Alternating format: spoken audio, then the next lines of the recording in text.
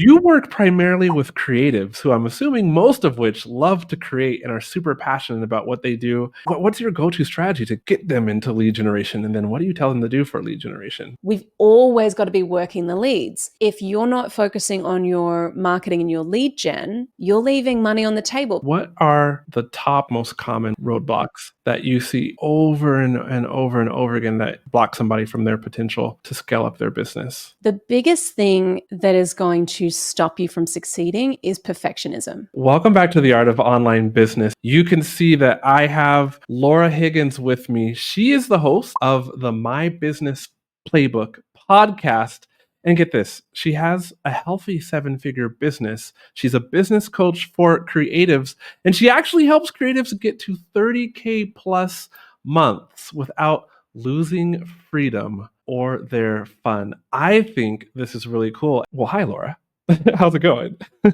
Hi, QUAY.jo. So good to be hanging out with you. Right. Again, it's like we just recorded this episode and now we're recording this one. So yeah, the question I want to start off with as soon as I finish the housekeeping stuff is when people sign up for your program, knowing that the promise is to be able to get or be empowered to get to follow your framework to get to 30K plus months revenue as a creative, like what is the thing that actually gets them the 30K plus months that most people are surprised about? Like, I thought I was signing up for this, and yet you told me this other thing. Oh, wow, I'm going to have to go do that. That answer, I can't wait to hear. And before that, if you're like, QUAY.jo, who are you? This is the first time I've met you. Well, I'm the host of The Art of Online Business. And if you're like, hi, where did Rick go? Head down below. There is an episode where Rick shares all the cool AI things that he's doing in order to help online course creators, membership owners, and coaches increase their impact and reduce their overwhelm in their business. And then if you want to learn more about me and why Rick chose me as the new host of The Art of Online Business, there's another interview episode where he interviewed me. What really matters, though, is that this podcast remains the same, as in I'm dedicated to helping you with the business tips and tricks and strategies and behind the business scenes peaks, so to speak, and all the Facebook ads goodness, since I am a Facebook ads manager, to help you scale up your online course business from low six figures to high six figures, exactly $900,053.28. I just came up with that. But Laura, thank you for being here. QUAY.jo, I am so excited to be hanging out with you. Thanks for having me. You're absolutely welcome. So that question that I have, because I'm super curious too, when somebody wants to go to 30K months, what do they think gets them there? But what actually gets them there that surprises your clients the most? Because you've helped hundreds of people reach this milestone since 2017, right? Yep. The thing that I think a lot of people underestimate is making offers. So we actually have to invite people to take the next step. And this is the thing that I have to remind people. Anyone who comes into our programs, it's the first thing we get them to do is this thing that we call shake the tree, which is where we go through and we go, cool, let's take a look at your audience and let's shake the tree and see what falls out. And so the first thing we do is we're like, you're going to send an email blast and you're going to post an Instagram story, and we have a script that they follow. And it's like, let's just see, like, if we make an invitation in a way that doesn't feel like promo, that doesn't feel like marketing, that just feels like an invitation to serve people and help people. If we make an invitation, who responds? And then from there, it's like, well, let's like actually get scrappy and let's sell by chat, sell in our DMs, sell via email. Like, I think a lot of people go, Laura, I've got the sales page. I've got the link in my bio. Why isn't anyone buying? And it's like, you haven't invited them. Like, think about it like you're hosting a party and you've got this beautiful, and your offer is the party, right? You've got this amazing offer. You've got this beautiful sales page. You're planning this party. You've got the menu set out. You've got the table set. You've got beautiful like linen and candles and tableware, and you've got the perfect playlist. It's all amazing. And it gets to 7 p.m. and you're like, okay, the people are about to come. And you realize you didn't invite a single guest. So you've done all this work for nothing. You've got this beautiful thing, but not a single person is going to experience it because you haven't made an invitation. So I think a lot of people, they think I made an invitation in 2022, and it's like, well, it's 2024. Like, do it again. Like, we need to be doing this regularly. People are busy, people are living their lives. They don't read all your emails, they don't see all your posts. So we need to get out of our own way and actually share our invitations and our offers far more regularly than we think. And it's uncomfortable because we might feel like, oh, people are going to think I'm just harping on about this one offer. And the reality is people actually don't see all your content. So you've got to make more invitations. I believe it. I like to throw parties, quick analogy. And whenever my wife and I invite people, I expect, like, if I'm going to invite 10, 6 will say they can come, 4 will say they can't come. And of the 6 that say they will come, usually only 3 people do come. And so it's like, it's so natural when it comes to inviting someone to my house. Like, I'll just over invite, knowing that the way the numbers shake out, we have to invite a certain number of people in order to have the certain size party that we want. And it's like, why do we act all weird when it comes to online business? So you start there. Yeah. And I think We'll get back to the episode in a moment. Do you need Facebook ads help? But maybe Facebook ad management is not right for your business at the moment, which is fine, but you would like my eyeballs on your ad campaign. I have a new offer. The people who've signed up for it so far are loving it. It's called Facebook Ad Setup to Success. In the next 30 days, you can work with me over 30 days. We will together set up your ad campaigns and get them running successfully the right way, the exact way that I do for my clients. That means you get 3 calls with me over the period of 30 days. And in between each of those calls, you get unlimited access to me, like Voxer, Slack. That means I'll show you how to set up the ad campaign, all the things you should consider. We'll also go in and look at your funnel, and I'll make recommendations to improve your funnel. And then in between each call, you get coaching from me still, because you can record your screen, send me a message, say, hey, QUAY.jo, what about this? Like, what would you do here in this ad, And I'll respond to you that very same day. It's unlimited support from me and 3 calls from me. It's called Facebook Ad Setup to Success. And if you want my help, one-on-one coaching to run your ads, then click on the link in the description below, or go to, you can see it on the bottom of the screen, theartofonlinebusiness.com/call. Theartofonlinebusiness.com/call. And I'm happy to help you successfully learn to run your own Facebook ads. Well, the big thing that I find, and like this, I work with a lot of creatives, so photographers, graphic designers, web designers, copywriters, and they're wearing the technician hat. So they're in delivery, they're doing all the things. And so marketing and lead gen often falls to the bottom of the list because there's an urgent, pressing matter that is the client. The client needs X. My emails are like crazy. I've got to make sure my team knows what they're doing. I've got to, like, there's always something urgent and important that we have to attend to. But if we don't focus and build a system for how do we generate leads, then how do we convert those leads? If we don't have a system for that, we're kind of just going to be in a really stressful day job, and we might as well be back in our normal job where we don't have to generate leads, we don't have to drum up work, we don't have to sell, we just get to do the work. So I think it's this understanding of I've got to take off the technician hat and I've got to put on the business owner hat, the entrepreneur hat, and go, okay, what does my business need in order to survive? I need leads and I need sales. And so it's like, okay, I've got to focus always on generating leads.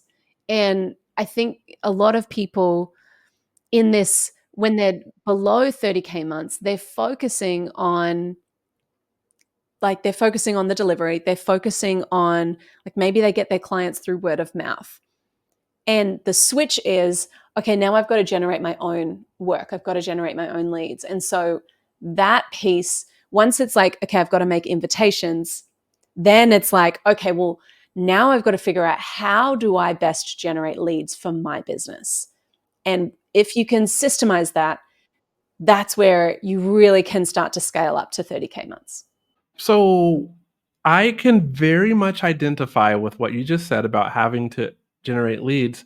I went through the same process where, like, I became the host of this podcast. I'm like, leads, people who are listening will just contact me to run their Facebook ads. And then I hired a business coach. Like, you're a business coach. It's like, hire a coach who does what you do, only at a higher level, so you can get rid of the thoughts that got you to where you are right now. I'm preaching to myself here, and then take their thoughts, right? And so the first thing my coach told me was, QUÄY.jo, you're relying on your podcast to bring in leads, which is fine, but that's passive lead generation. You have to go actively generate leads. And I'm like, wait, what? What? You want me to do what? How many times a day? Like, my schedule doesn't have time for that. Like, I'm a busy Facebook ads manager. And so she's telling me this, and I still am learning it. So my question for you then, Laura, is you work primarily with creatives who, I'm assuming most of which love to create and are super passionate about what they do and are like, sales, lead gen, what? So how do you kind of, I don't know if the word is like kick them in the butt, or like what is your go-to strategy for somebody who is not in lead generation to grow my business so I can serve more people mode? What's your go-to strategy to get them into lead generation? And then what do you tell them to do for lead generation? You know, the thing that's relatively easy so they won't quit. Yeah, totally. So there are a few strategies that we use.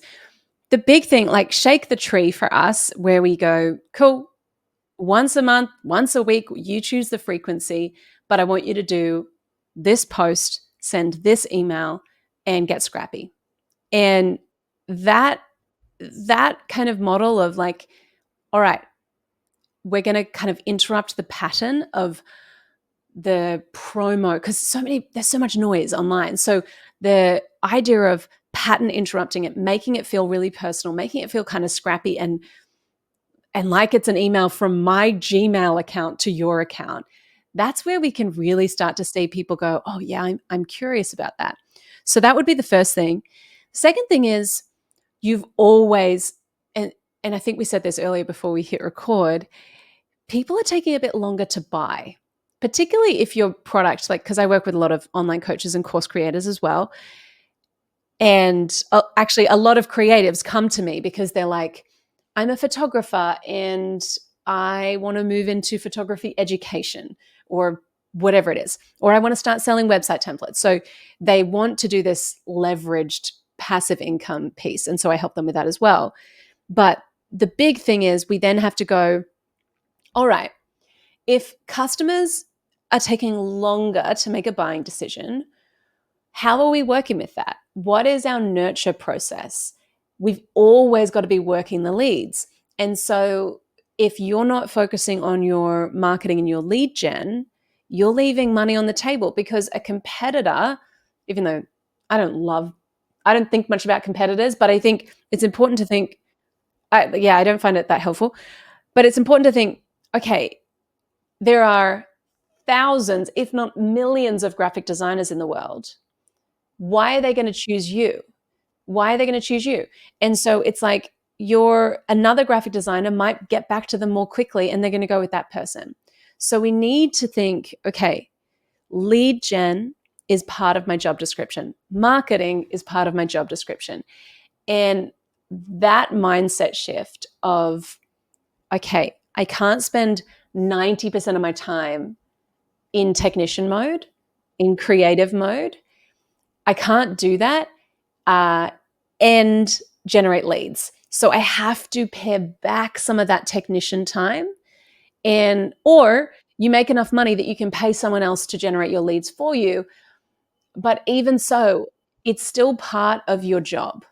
It's still part of your role. And I think it's just, when we abdicate responsibility for lead gen and marketing and sales, we can't actually say that we really want to scale our business, because what gets you to $1 million is marketing and sales and a really good offer. So like, Full stop. yeah, that's it. If you're not prepared to do that work, you're not going to get to the whatever your goal is. And also, if you don't want that goal, then that's also cool. If you're like, you know what, I just want to be a freelancer and I just want to do creative work and rely on word of mouth, and I'm happy to make 150K a year or whatever that looks like, that's also totally fine. I think it's just about also identifying, what is your goal? Is your goal to scale? Because 30K months is very different to 10K months, and it's triple. It's triple the revenue. Like, it's a huge jump from 10K to 30K. And so it's also about going, what actually is my goal? What do I want to do? And then, you know, we get about like doing the stuff that's going to get you there. I like how succinct your advice is. Like, it just, when you hear it, it's like, okay, I could finish listening to this episode right now and just go and do it. Since you're very accustomed to taking somebody from beginning to work with you in your program and showing them, and then like kind of coaching them, not kind of, actually coaching them how to get to 30K plus months. For the listener listening right now, like, what are the top two, like, most common, we'll just call them mental resistance, like roadblocks that you see over and over and over again, that you've just seen like siphon away or block somebody from their potential to scale up their business? Oh my gosh. Yes. I love this question. So, for online business owners, course creators, coaches, if you sell a digital product, the biggest thing that is going to stop you from succeeding is perfectionism. If you cannot put out something at 80% and go, cool, this is my founding members beta launch of this particular offer. I'm going to put it out as is. I'm going to get some sales and then I'm going to build it. If you can't do that, you are just going to kick the can down the road over and over again. You're going to get caught in perfectionism. You're going to get caught in procrastination because it all feels too hard. It all feels too big.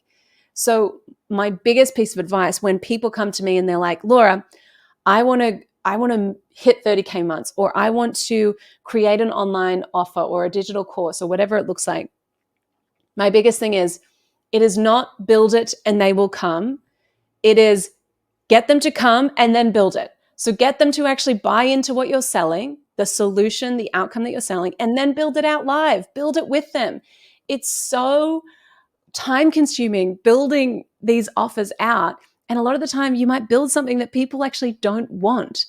And so we have to be okay. Like, I think a lot of people look at people like Amy Porterfield or Rick Mulready or Donald Miller and they go, but Donald Miller's course platform, it's beautiful. And I've had this moment where I've been like, Don, your platform is so nice. And he's like, yeah, like I really spent a lot of time on it. I'm like, it's so nice. And everything in me wants to have the platform that is so beautiful and so designed. And he's spending 6 figures on a video. Like, he is spending so much money on his course content. But I can't do that because I'm not Donald Miller. And so it's like, also, what got you here won't get you there. So like, he has the reps and he has the backing to actually produce something really, really high quality. And I can't compare myself to where he is. I can't, and you can't compare yourself to where Amy Porterfield is or whoever it is, Jenna Kutcher, whoever it is. And so we need to kind of go, Laura Higgins. yeah. But that's their day like 2000. They've been doing this for years. If you're on day one, you don't have to look like they do. You don't have to have the following that they do. You don't have to, it doesn't have to be all slick. There's going to be stuff that's a bit clunky and that's not going to work. That's okay. Because I just think we can't compare the like polished, produced, beautiful, seasoned course creator to ourselves on day one. And I think it's the same in anything with business. You have to be committed to progress over perfection. And every time we make a mistake, every time something doesn't work, it's just a lesson. It's just, we're not going to do it that way again. Awesome. Keep moving. And I think we have to get out of our own way. That would be the big thing. So thank you, first of all, for sharing. And the creative or course creator that's listening to this, and it's like, 30K a month sounds good. Laura, how can you teach me more? Like, where can they go find out more about ways to get to 30K or just more about how to work with you? Absolutely. So I hang out on Instagram. I'm at Laura Higgins. Definitely send me a DM and let me know that you listened to this podcast, and we can have a chat about what you loved, what was helpful, and if we can potentially help you. I'd love to have a chat. And you can also head to laurahiggins.com. I have my podcast on there. I've got some cool free resources as well that you can check out. If you're a creative, if you're a course creator who really wants to like build a business that makes you more money and gets you more of the right clients, but also is fun. I think that's the big thing for me. I don't think it's cool to build a business that you're like, actually, this doesn't give me freedom. This doesn't feel fun. This doesn't feel good. We really want to make sure that you're building something that feels like you and is actually fun.